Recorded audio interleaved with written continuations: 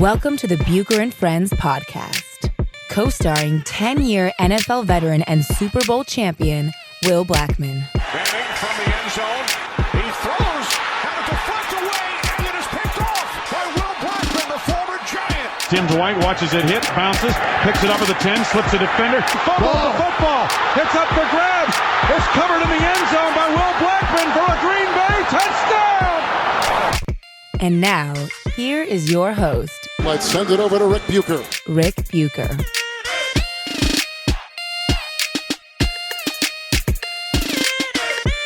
Welcome to another episode of Bucher and Blackmon, subsidiary of Bucher and Friends on the United WeCast Network. I'm Rick Bucher. He is NFL vet and Super Bowl champ Will Blackmon. You can see him on NFL Game Day Live, Saturdays on NFL Network.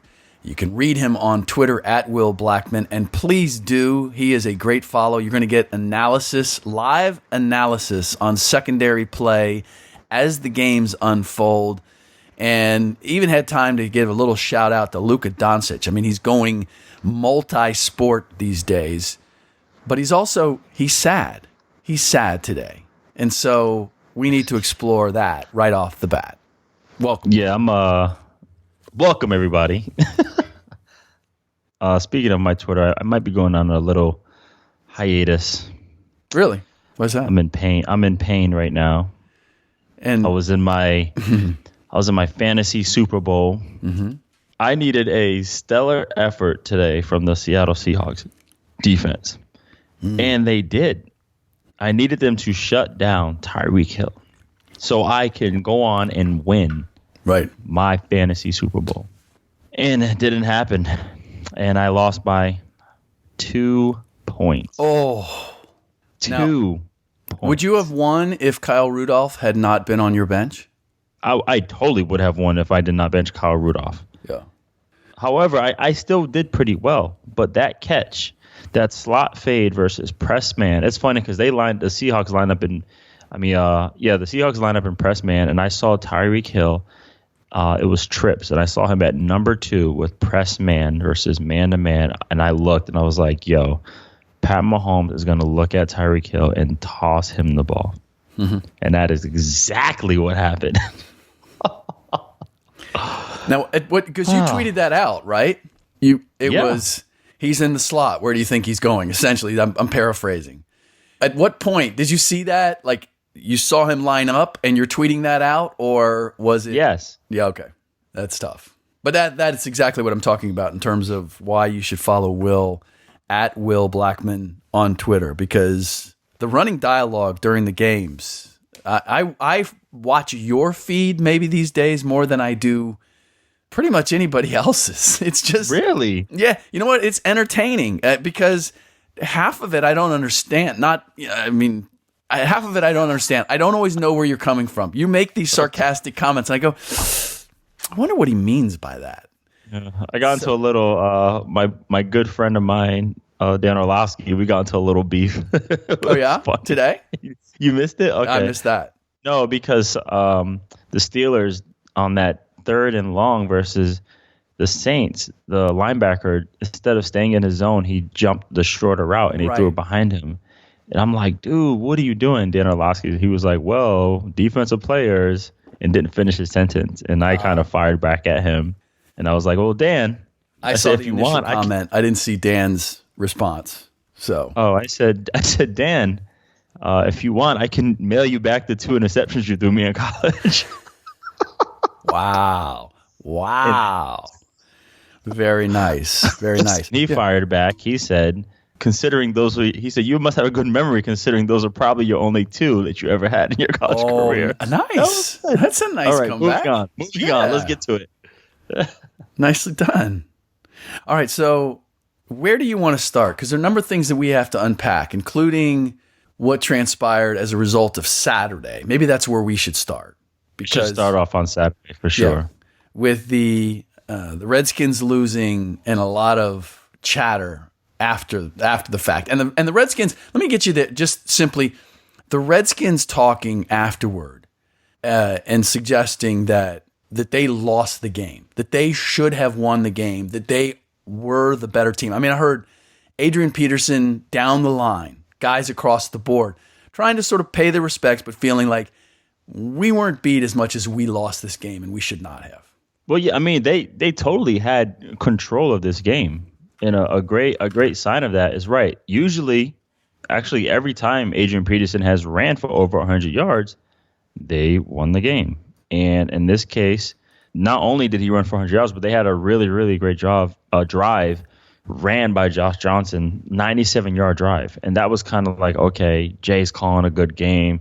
Josh Johnson's not turning the ball over. He's converting first downs with his legs. He's doing a great job. Michael Floyd was doing well. Josh Doxson was coming through. And then the interception, it looked like Josh Doxson stopped his route because that was a good ball. By the way, we're talking about the Tennessee Titans beating the Redskins 25-16. They did so even though Marcus Mariota was knocked out of the game, and they had Blaine Gabbert quarterbacking the team, and that prompted a friend of yours, DJ Swearinger, once again to speak after the game. And we've discussed his comments before and sort of parsing what he was pointing to. He seemed to be even more pointed in his comments after this game, suggesting that indeed it was the game plan by the defensive coordinator or the defensive coaches that was a huge factor in this game. That in broad strokes, that they should have been bringing more pressure on a guy like Blaine Gabbert, who's just stepping in at quarterback. Yeah, he wasn't happy that towards the end of the game they were playing more man, and he's like, basically his point is that's easy. Man is easy because you got single high safety, and if you have single high safety, you just go backside. It's the easier throw. And he was, in his mind, he was like, dude, we need to mix up some pressures, maybe put it in zone. If we're in zone, that's when we are at our best, is that zone. And then the quarterback actually has to read the defense, and it gives the defensive line time to get to the quarterback. So I feel him on that. And I just want to clear the air and not say, when I made my statement about guys have to be careful for what they say, I'm not saying DJ is completely wrong and out of pocket. He's a passionate player. He's always going to speak. He has always spoken his mind, and I definitely respect him for that. I was just saying that guys, when they do make that decision, they must know the risk, and it is extremely risky because Jay Gruden came out and said he's not the voice of the locker room. So if you're not the leader, if no one is following you and you're going out there and you're speaking and you're talking about either the coaches or the owners, whoever, the GM, whoever you're speaking about, you have to be extremely careful because that could definitely tarnish your brand. I remember when I was in Jacksonville, Marcus Pollard, he was our player development guy. And he said he got released from a team, and when he left that team, he cussed them out, ran his, was going off and was furious. And then he became a free agent, and then everything came full circle.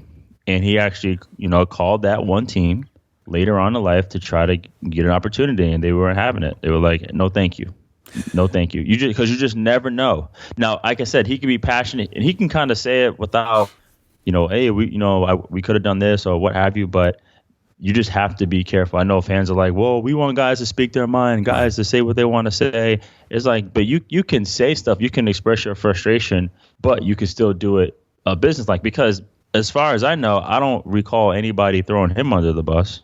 Right. I don't recall Jay or, Manusky going in public saying, hey, this guy's playing awful. Right. It goes across the board. As you said, not only fans, but the media. We want guys to speak the truth. We want guys to speak their minds. But there's two sides to that. One, when they do, then everything that they say is microanalyzed, and the way that the media operates now.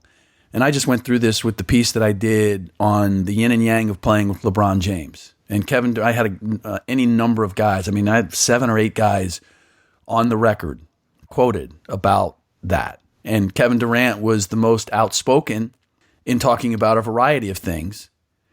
And his quotes were taken from the story and then taken out of context. You had to read the whole piece to really understand what was being said. And you had to convey Kevin's quotes in full to fully appreciate what he was saying and give them balance. that wasn't the case. And one of the things he said was that the fanboys in the media have created a toxic environment around LeBron James. And as a result of that, he understands why young players wouldn't want to play with LeBron. He said it's not LeBron's fault at all. It's just he feels as if there's way too much weight given to every single thing in the universe, and there are media that want LeBron's comment on it and then blow those out of proportion. One example being, like, I don't know if you saw the clip of LeBron talking to his son Bryce. Right. After a game, son was disappointed because he apparently didn't shoot the ball well, and LeBron pointed out some plays that he made, and like shouldn't be down on himself, and don't grade yourself just on shooting the ball. And that became, LeBron is like the greatest dad ever. Isn't it amazing that he remembered all those Was he wearing a mic? He was wearing a mic because, and this is where it gets complicated with LeBron, because he was wearing a mic because there's a video group, Ball is Life, that is basically following his sons as they play AAU basketball. And so he was mic'd up for that. Bites. Okay. Yeah. But so they apparently Ball is Life showed that clip to LeBron, and LeBron saw it and said LeBron wanted it out there. And I guess LeBron wanted out there. The explanation. Of course he did. Right. And it was because he wants to inspire other dads and other parents to do the same thing. Right. And whatever. And look, he can choose to do whatever he wants. I look at it and I go, first of all, you can't complain that your kids are getting whatever, as he has at one point. You can't complain about the side effects of allowing your kids to get that much exposure. You can simply say, no, you're not following my kids. We're not doing any documentaries. I'm just going to let them play ball, right? They're already under a microscope because they're LeBron James's kids. Okay, so you choose to do that. That's certainly within your right, but understand that there's going to be some things that come with it. But the other part is, like, it was a good thing that he did. It was a dad being a good dad. It wasn't a dad being the greatest dad of all time. Because I've seen in countless situations, dads and moms having that same conversation with their kids. Right. So while I will applaud LeBron for doing it, I'm not going to, that's amazing. Can you believe that LeBron is the greatest dad ever? That's where we go too far. And I mean by us, I mean the media. And I think I say all that because that's what Kevin Durant means. Like, everything just becomes too big, too overwrought. And it is created by the media by and large.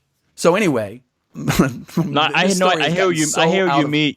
No, it did. I hear what you mean. I'll get you back on track. I know what you mean by how things can be, because when the article came out about DJ Swearinger, about him being outspoken, and on one website it was like DJ blast defensive coordinator, when he didn't blast him. He just said, man, I wish that we decided to call this. We should have been more and more of this. He wasn't like, oh, this dude's terrible, this guy's awful. He's like, I wish we shouldn't do this. Right. But he was like, he did say sometimes, he said, hey, I think I watch more film than the coaches do.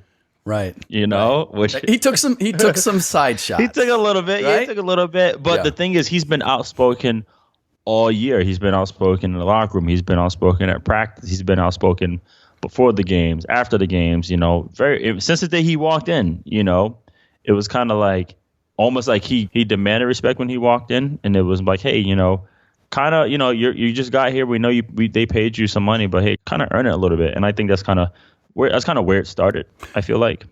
So defensive end Jonathan Allen also tweeted something that you responded to, where he said, right, Minuski called a good game.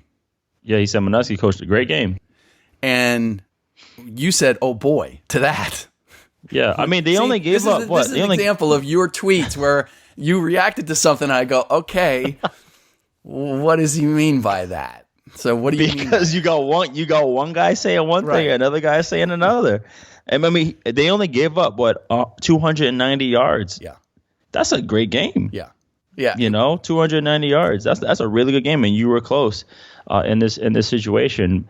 But it's hard because if you're outspoken and you don't have a team on your side, on your back, and if you aren't playing lights out, then it's really, really tough. And so, like I said, my whole point is you just have to be very, very, very careful because it's risky. I'm not saying, hey, he needs to be quiet. He shouldn't do that. He needs to be whatever. I say, no, it just can backfire because I have seen both sides of it. I have seen everything. Sure. You know? Well, the reality is there's a line of how good you are determines how much rope you have, how much latitude you have. No, that does help. But at the end of the day, though, it's a beauty contest in the NFL. Either they like you or they don't, period. Either they like you or you don't. There was a story about my draft. I don't know if it's, like I said, it's a story, it's a rumor, so whatever. That when Mario Williams walked into the room, they were like, we like this dude. When everyone thought Houston should have taken Reggie Bush, number one. Right. And they just say, hey, we like this dude. You can be extremely talented. It does not matter. Justin Forsett was on the show called Fair Game with Christine Leahy that comes on Fox.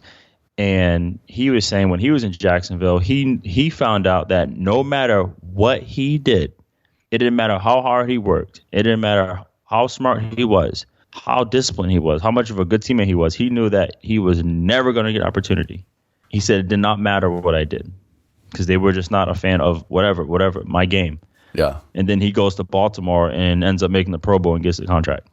No, it's true. Well, and I wonder, so this is, in the NBA, we say that about 95% of the players in the league, and I'll flip it around. There's probably about 20, maybe 30 players in the league that no matter what team you put them on, they would be successful. The rest, It's a matter of fit. The other 400 some players, it's a matter of being with the right coach, the right opportunity, the right system, the right role, all of that, the right timing. You go down the line, that is going to determine your success. And I don't know if you can apply that to the NFL, but I wonder if you can. Like what's the percentage of guys that it really depends on where they're playing and when they're playing and what they're asked to do? That's a high percentage of guys have to be in the right situation. It's very rare that there's, have a player that can play no matter where it is. So let's go back to Justin Forsett. He actually went to Baltimore because Kubiak was there. And Kubiak was his coach in Houston. So a lot of these guys go to people that they're familiar with. I ended up in Washington because Scott McLuhan knew me when I was in Seattle. I ended up in Seattle because John Snyder knew me from when I was in Green Bay. I ended up in Jacksonville because Gus Bradley knew me when I was in Seattle. Right. You know what I'm saying? Guys want guys who know what they're doing. When John Gruden took over, he hired a bunch of old veterans from the Bengals because the coordinator out there, Paul Gunther, those were his guys. They were familiar with his system. So a lot of it is opportunity and being in the right situation at the right time, because a lot of these coordinators, a lot of these general managers, they get caught up in their own mind and they get stuck in their own ways, and it's off it. I bring a guy maybe like Dion, it didn't matter where he went. Like Charles Woodson, it didn't matter where he went. Brett Favre, it didn't matter where Brett Favre went. You know, they were going to make it happen regardless. Right. And that's a rare case. You have to find a place where it fits your situation.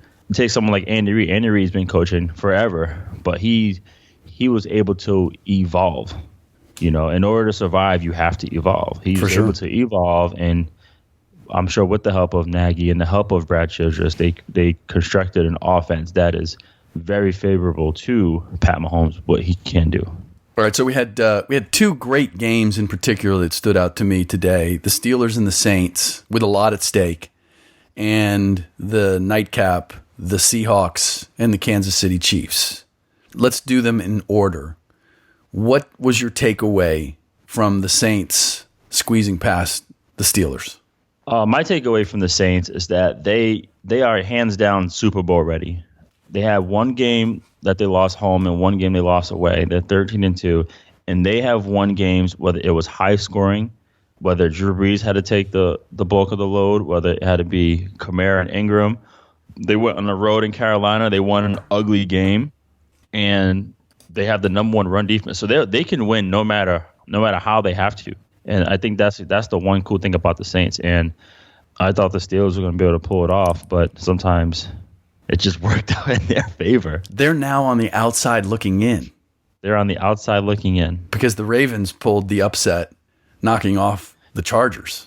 I don't know if that was an upset. Okay, well, it was because the Chargers were really hot right now, and people were like, okay, right, this is probably the best team in the AFC. Maybe are they the best team in the NFL? However, they went against the best defense, and it showed. Do you think so? Now, yeah. Go ahead. If they meet again, do you think the same thing plays out? Yeah, I think Baltimore handles Chargers again. Wow. I think Baltimore and Seattle are the two scariest teams right now in the NFL. Okay, so let's go to that second game, because the Seahawks knocking off the Kansas City Chiefs, which I don't know. Did you see that coming? Were you, obviously when it came to your fantasy, you were hoping that the Seahawks defensively were going to be able to muzzle the Chiefs, but I don't know how much that was wishful thinking on your part, or the belief that yes, they could actually do it. I did believe they can, because they have the young guys who can run, Seattle's defense, who can run and match up, and also they have a relentless pass rush.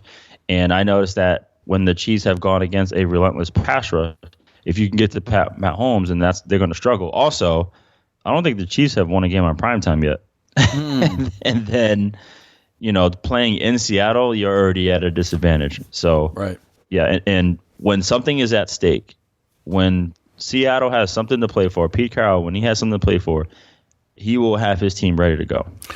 Chances are, though, playoff-wise, the Seahawks will not be playing in Seattle. How much of a difference does that make with this team? Oh, it makes a huge difference. It definitely will. But the whole point is just to get in.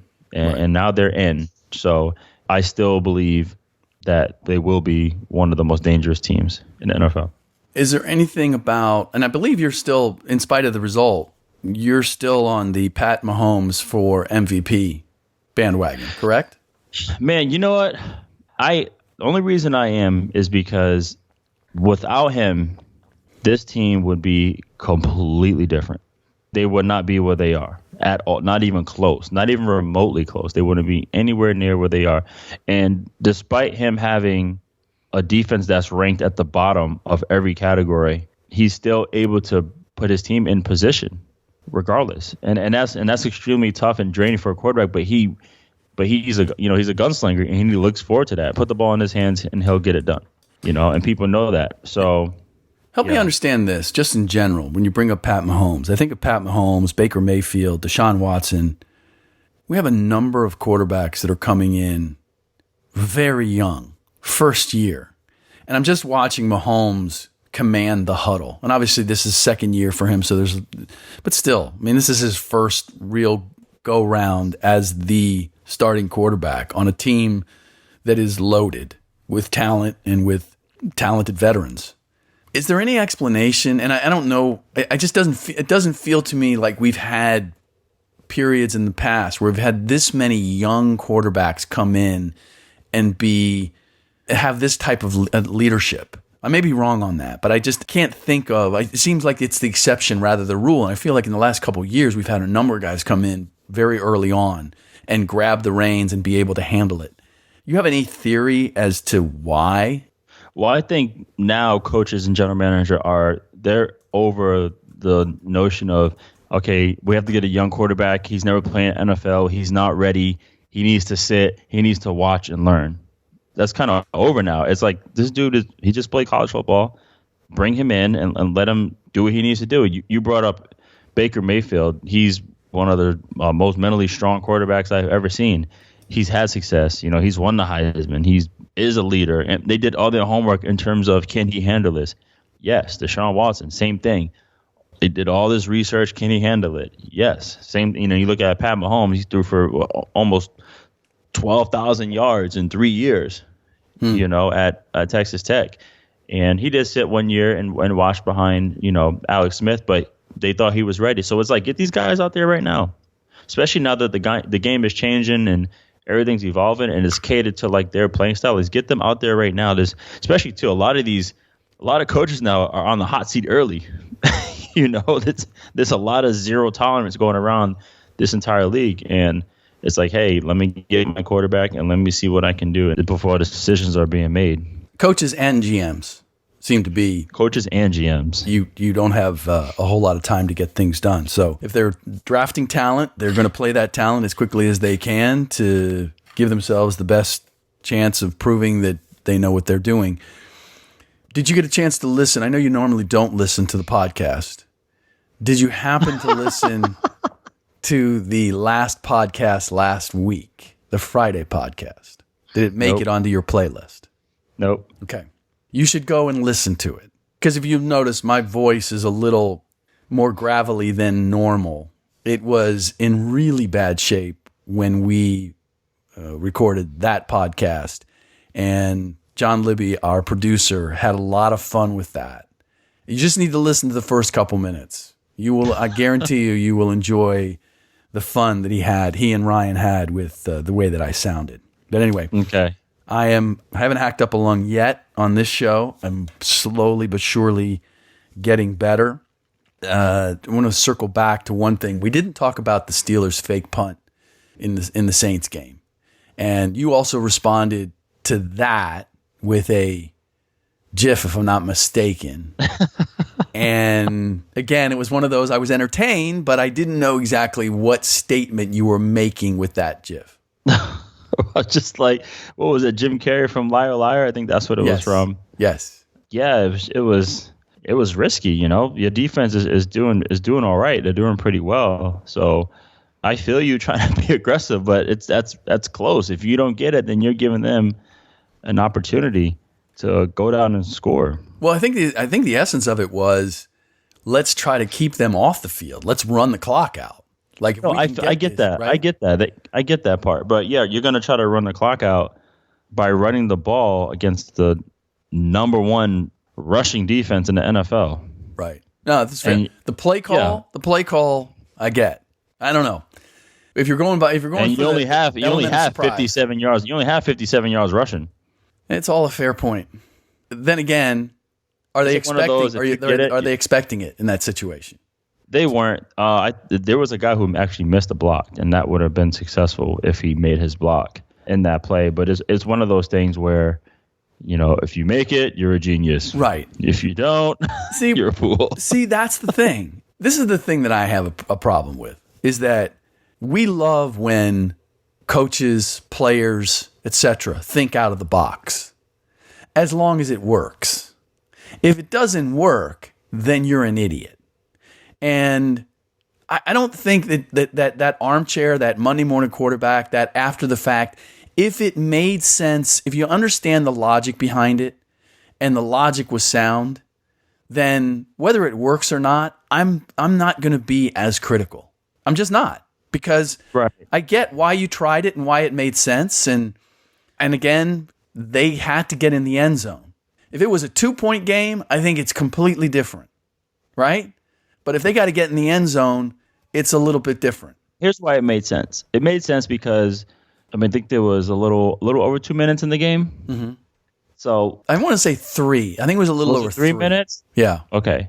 Well, it was within that range, 2 to 3 minute range. I'm thinking, hey, and I'm sure the team's done all their research. Let's go for it now. If it's not successful, and say the Saints go down there and score, right, we still have time. Right.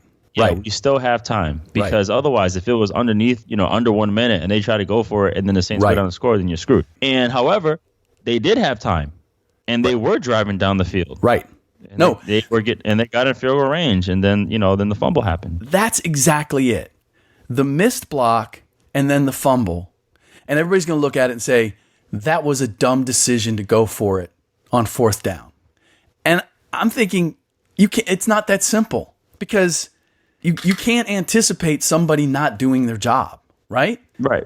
So I'm not going to say that it was a bad decision when there were things that happened that you can't anticipate, that there's no reason for you to anticipate in those situations. Add it all together, as you mentioned, because I want to say it was like 3:34. It was just enough where I thought, okay, they either hold them, they limit them to a field goal, or worst case scenario, they get in the end zone, but you got Big Ben, and you're going to have, a minute at least, I would think? Yeah, it was right under 4. Right, to take a stab at it, and all you have to do is get in the field goal range and make that happen. So That's where I was wondering how you felt about that, because I didn't have a problem with it, and I always find myself, and we've talked about this before, defending Mike Tomlin in that people suggest that he's not a very good coach. I look at the track record, I look at all they've accomplished, and I have a hard time. There are plenty of other guys that are going to be on my list of guys I'm going to bag on for not being good coaches. Yeah, definitely not him. Way before Mike Tomlin. Because check this out. Go back. Let's start this play over again. They do the fake punt with 4 minutes left, right? Mm-hmm. Does not work. The Saints get the ball and they go down and score. Steelers get the ball back with 1.5 minutes and no timeouts. That's plenty of time. Yeah. You know, so. Agreed. All right. So we'll end it there because you have to go listen to Friday's podcast. So I need to leave you some time. In the meantime, I want to remind people that they can follow Will. And again, not just for the sake of this show, but because Will is a great follow on Twitter. You know what's funny? Can I stop you right there? Yeah, at Will Blackmon. Sorry, I didn't mean to cut you off. But because we're running out of time, we went to the NFL holiday party. My wife and I did. The Christmas party. Mm-hmm. And that was like the number one compliment that we were getting. What? Is that I'm a great follow. Yeah, your Twitter feed? Yeah. That's the weirdest thing. Not my clothes or my wife's dress or her hair. It was, man, you're a great follow. Wow. At Will Blackmon. Yes, yeah. And that's MON. Were you disappointed? No, it's take what you can get. That just means people respect my opinion and they have a good sense of humor. There you go. All right. Don't forget, you can also follow the show on Twitter and Instagram at Bucher Friends. Drop us a rating and review on iTunes or wherever you get your podcasts. Screenshot the review and tweet it to us at Bucher Friends, and you'll be entered for a chance to win some swag. That's enough for this podcast. In our next one, we're going to go a little off the beaten path, holiday special type podcast. Will and I are going to discuss our top 5 sports movies all time, as well as the best and worst movies that we've seen this year. We're gonna do a little Siskel and Ebert. Hope I'm not dating myself in making that reference, but we're gonna do a little movie review, just a little light banter. Also, I am going to get Will. We're gonna discuss certain etiquette when it comes to things that you point out that someone may be violating certain etiquette issues with the holidays around us and family and friends. What are the things that you just gotta kind of let go, and the things that you're doing them a favor by pointing out? We'll discuss all of that in our next podcast.